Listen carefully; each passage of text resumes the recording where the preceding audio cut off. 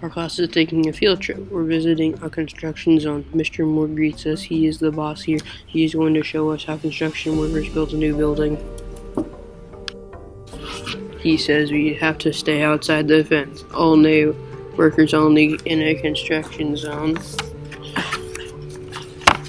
This isn't just any construction site, it's our new school, but right now it's mostly dirt. Awesome, Aiden says. We can play King of the Hill at recess. Mr. Moore smiles. All this dirt will be flat. You will have a playground on top of it. We see lots of trucks with some big metal teeth. Some have strong arms. The trucks don't do all the work. People are inside. They steer. They guide the heavy loads.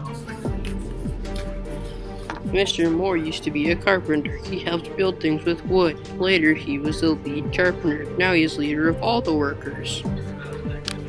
He follows the plans that an architect created. Together, the workers turn those plans into buildings. Mr. Moore's #1 job is keeping people safe. He makes sure workers wear hard hats to protect their heads. They wear orange safety vests so others can see them easily. Beep, beep. A contractor beeps as it backs up. The beeping helps keep everyone safe. Workers know to move out of the truck's path when they hear it. Wet concrete flows through a long pipe to the ground. This will be our school floor. Releasing into it, Luke asks. Mr. Moore says the concrete will dry and harden.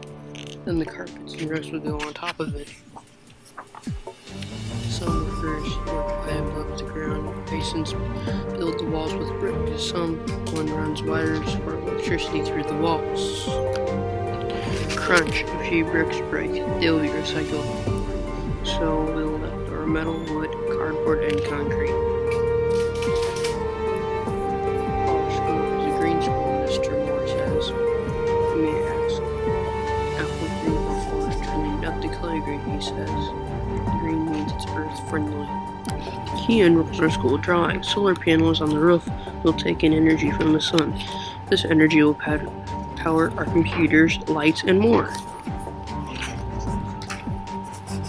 We can't wait for our sunny green school to be finished.